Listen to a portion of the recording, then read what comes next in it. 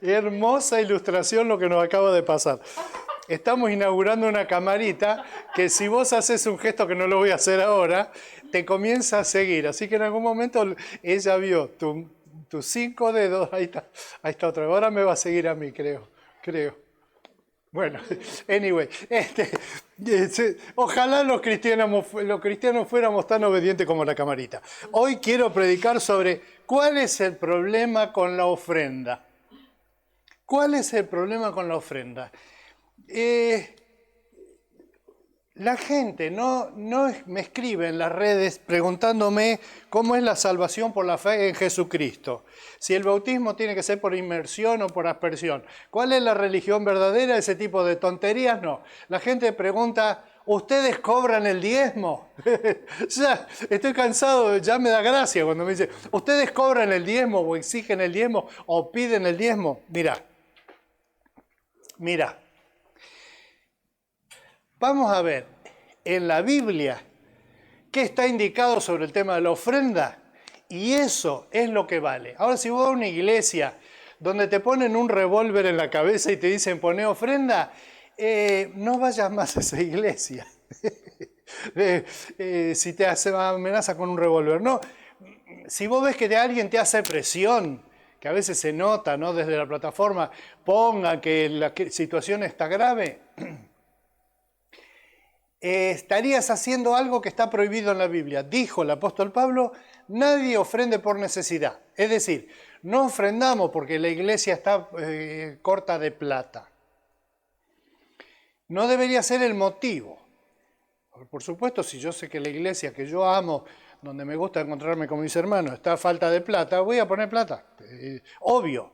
Pero eso se va a deducir del mensaje que pienso predicar esta mañana. Hay un texto que yo quiero usar de arranque, de base, que lo tengo anotado acá para no olvidármelo, está en Mateo 5, 23 y 24. Vamos a leer otros textos para aclarar algunos de los aspectos de esto, pero la ofrenda no debería ser un problema.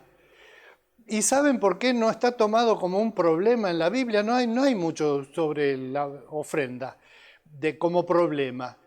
Simplemente porque era una costumbre típica de los judíos de la antigüedad. Vos irías a un club a hacerte socio y dirías, acá cobran cuota, te piden la cuota, te exigen la cuota. ¿Y por qué? Porque se da por sentado. Si vos estás en una familia, ¿no aportás con tu plata a la familia? Bueno, algunos no. Los chicos a veces se guardan su platita, la tienen guardada aparte, independiente de los problemas grandes de la casa, pero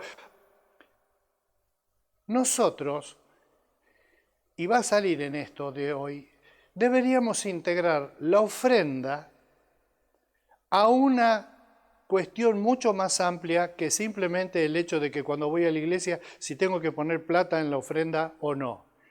La iglesia esta, por ejemplo, y las iglesias que yo he pastoreado, ninguna, no controlamos las ofrendas de los creyentes, ni siquiera sabemos cuánto pone cada uno, qué hace, porque, por lo que voy a predicar ahora, voy a usar como base de la Biblia, estoy abriendo la Biblia, la tengo en la mano a propósito para que se vea que está acá en la Biblia y que no es un invento mío o algo así. Mateo 5, 23 y 24, el Señor Jesús dice así, que aclaro que está hablando de otro tema, está hablando de alguien que está peleado con alguien. Dice, si está peleado con alguien, por lo tanto, si estás presentando tu ofrenda en el altar, y ahí recuerdas que tu hermano tiene algo contra ti, deja tu ofrenda delante del altar.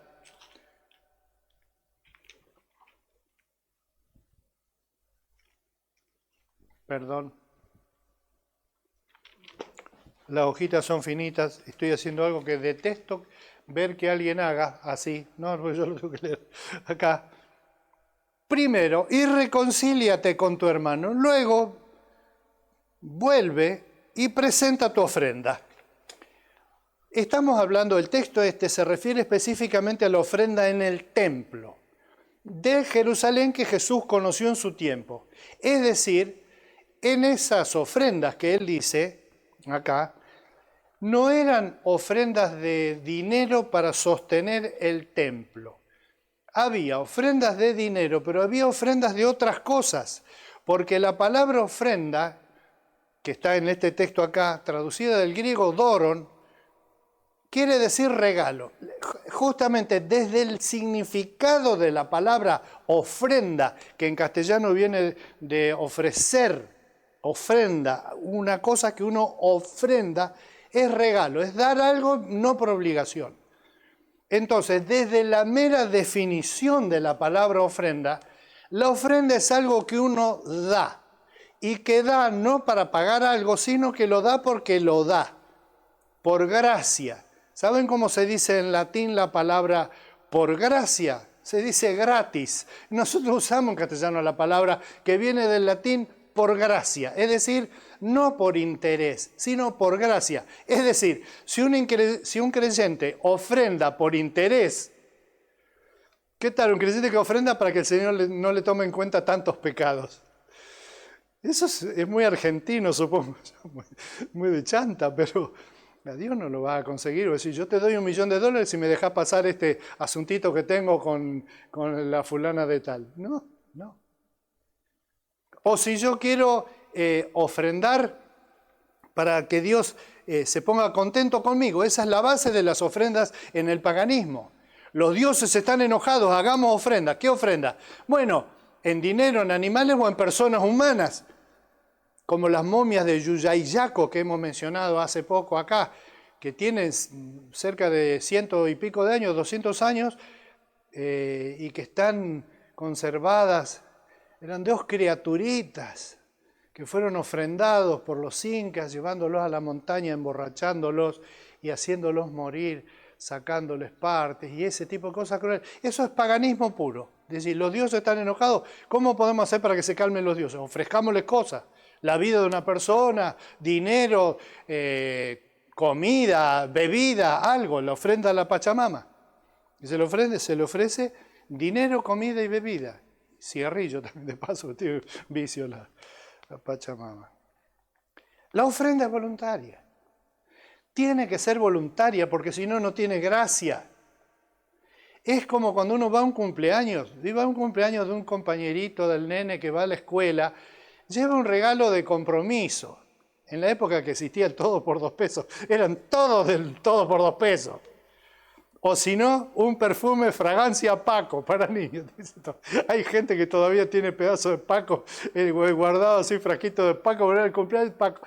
Hay gente que lo que hace es cuando recibe esos regalos de compromiso, los guarda y la próxima vez que tiene que hacer un regalo de compromiso, saca uno de esos y lo regala.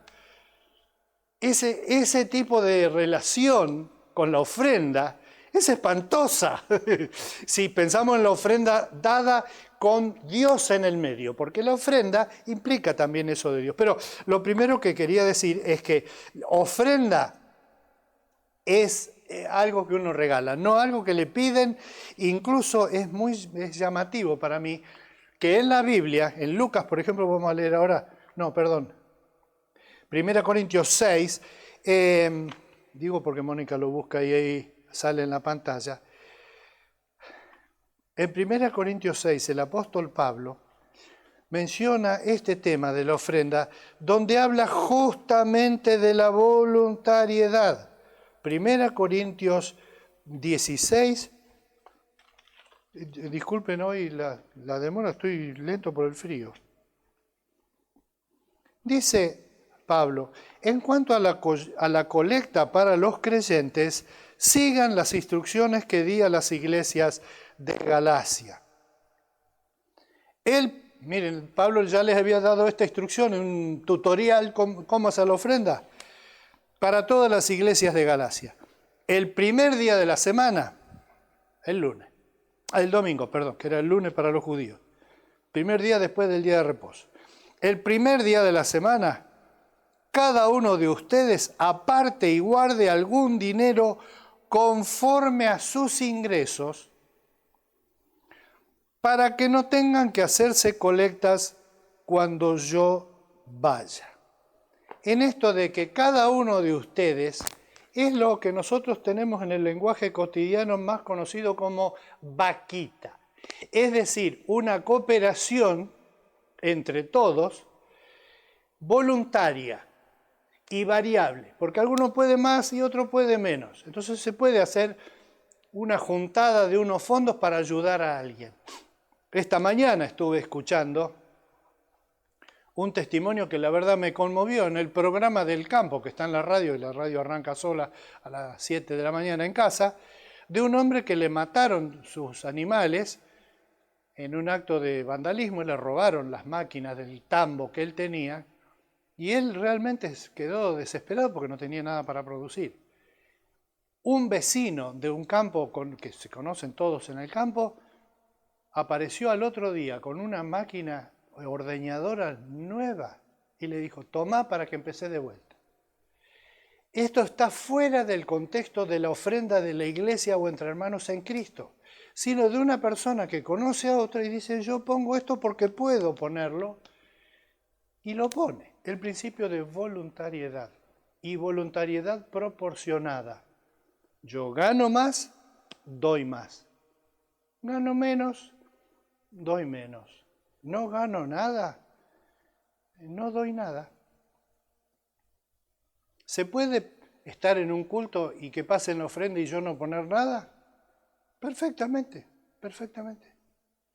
Si no tenés nada, no. O no querés dar nada, por X razón, pues no lo des.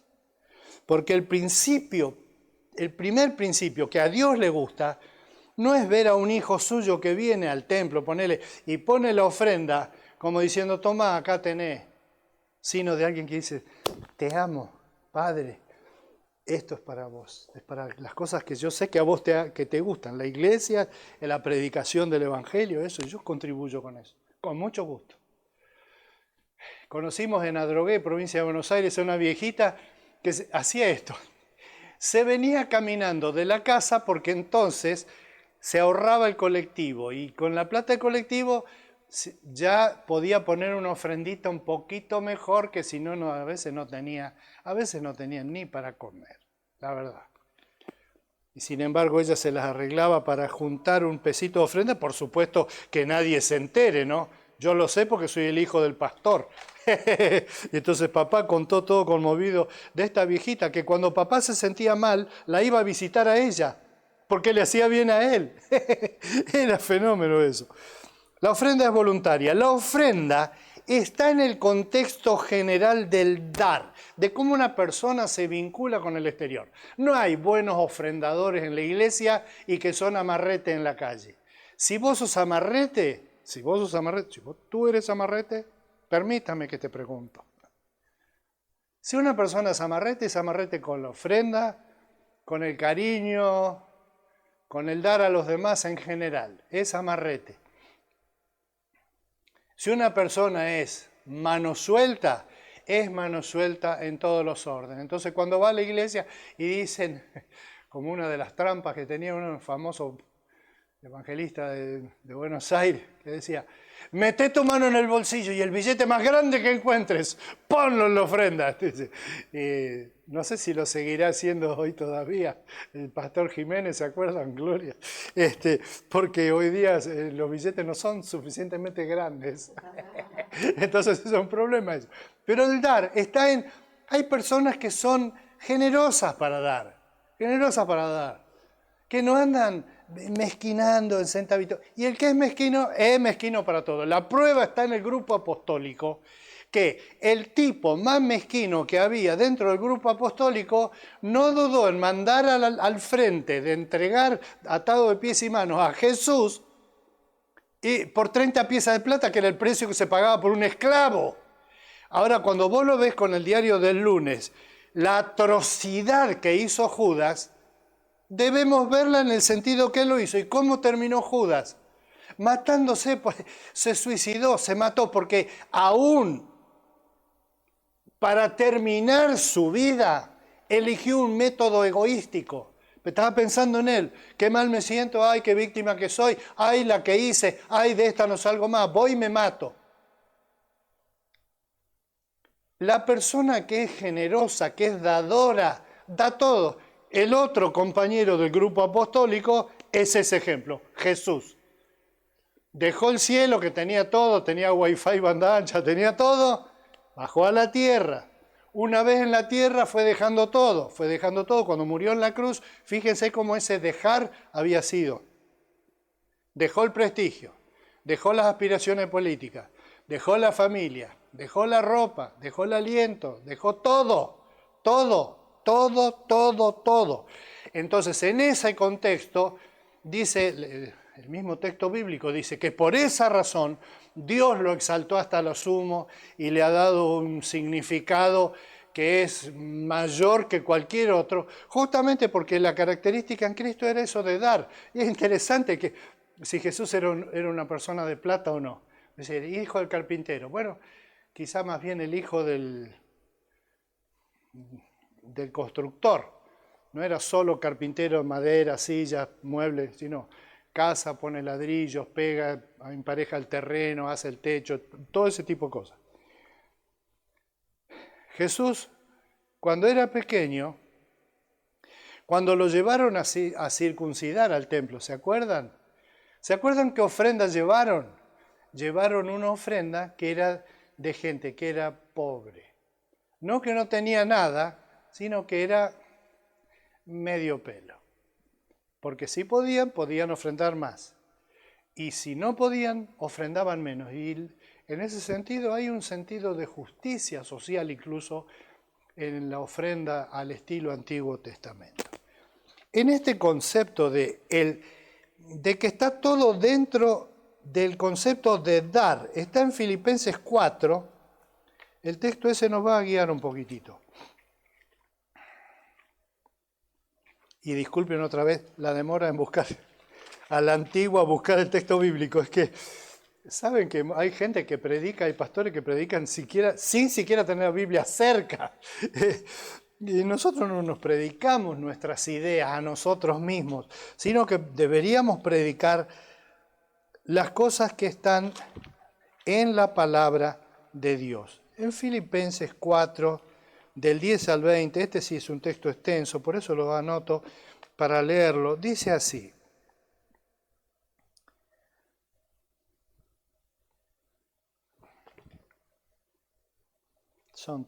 Hoy son finitas las hojitas.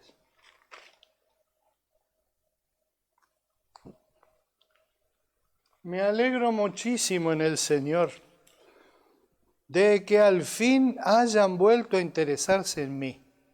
Está haciendo referencia a que le mandaron plata los de la iglesia en Filipos. Claro está que tenían interés, solo que no habían tenido la oportunidad de demostrarlo. No digo esto porque esté necesitado, pues he aprendido a estar satisfecho en cualquier situación que me encuentre. Sé lo que es vivir en la pobreza y lo que es vivir en la abundancia. He aprendido a vivir en todas y cada una de las circunstancias, tanto a quedar saciado como a pasar hambre, a tener de sobra como a sufrir escasez. Todo lo puedo en Cristo que me fortalece. Sin embargo, me han hecho, todo lo puedo en Cristo que me fortalece. Está acá el texto ese, en este contexto. ¿Qué hace una persona que es generosa cuando tiene mucho? Se queda sin nada. Y cuando no tiene nada, se aguanta y espera hasta volver a tener. Pero cuando tenga, va a volver a dar. El que es generoso no deja de ser generoso porque es pobre o temporaria o permanentemente en su vida.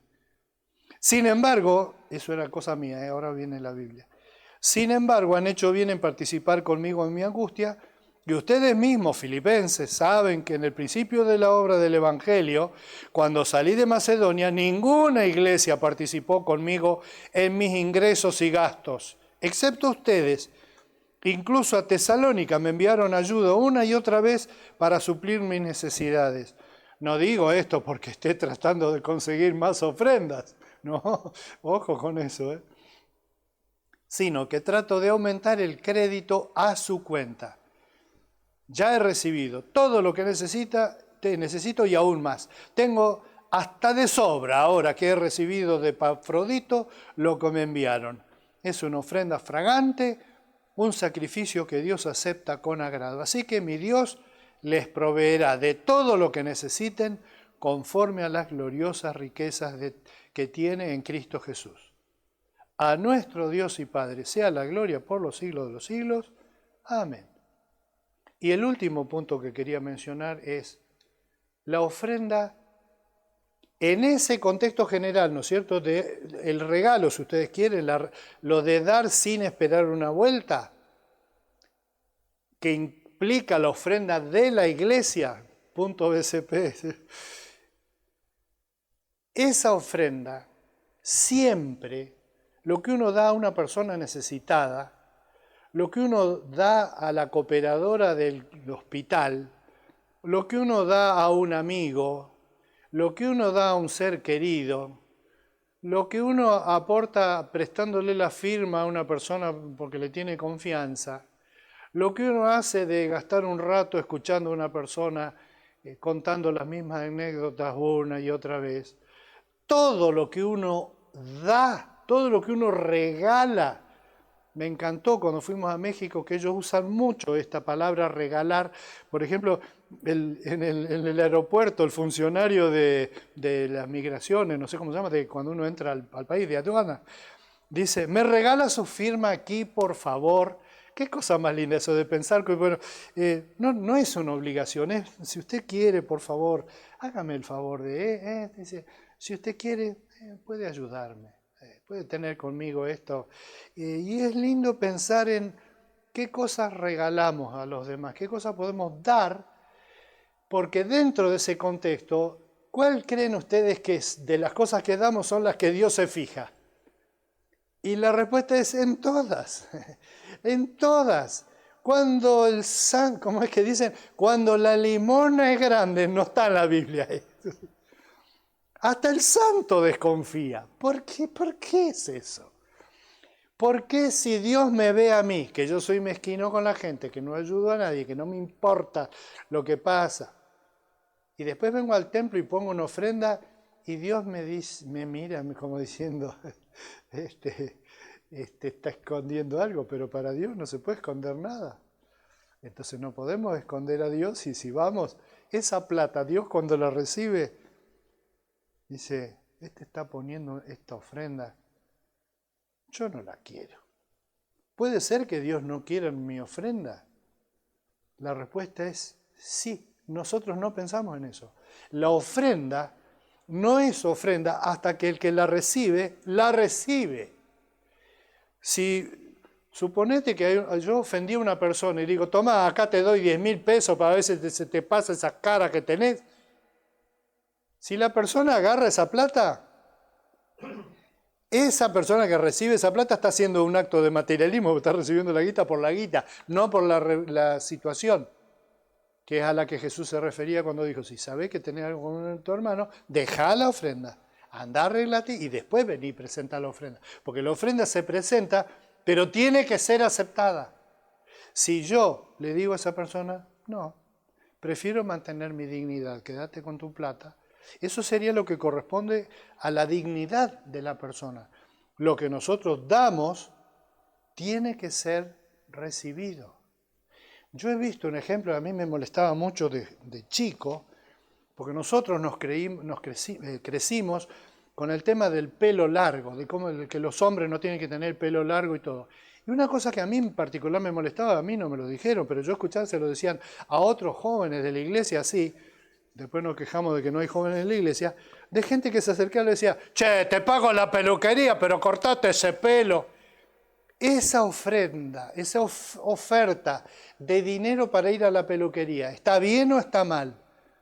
No, eso se llama un acto de mascoteo, es decir, un tratamiento digno de una mascota. Es como cuando yo agarro a una persona, le ahorco el cuello así y le digo, ¿qué haces, atorrante? ¿Cuánto hace que no venía? Esa es una forma de agresividad entre los hombres, es muy común, entre nosotros, pero es un mascoteo. Yo no estoy acercándome a una persona para abrazarla, sino para agarrarla, y entonces la abrazo y la agarro, no con cariño, o si no le hago, es así, esos gestos no son gestos de cariño, son gestos agresivos. Por supuesto los tenemos incorporados, pero los tenemos que dejar. Y la ofrenda no es ofrenda hasta que no está recibida. Y si Dios no recibe con gusto mi ofrenda, volvemos al Génesis, donde se acuerdan ustedes quién fue el primer muerto de la Biblia y quién fue y por qué.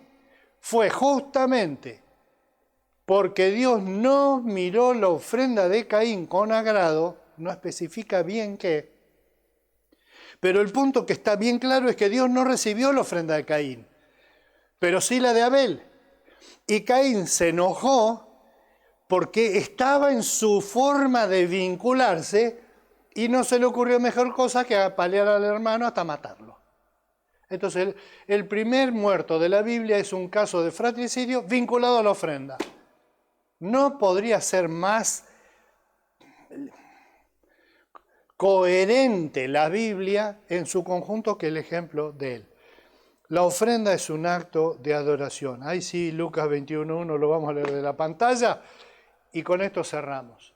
La ofrenda, pero el regalo, el tiempo dedicado, etcétera, etcétera, todo lo que nosotros damos, todo es un acto de adoración.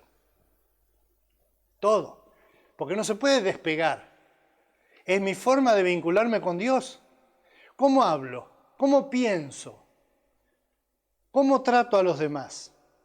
¿Cómo trato al dinero? ¿Cómo trato a la salud? ¿Cómo trato a los vecinos? Todo tiene que ver con Dios.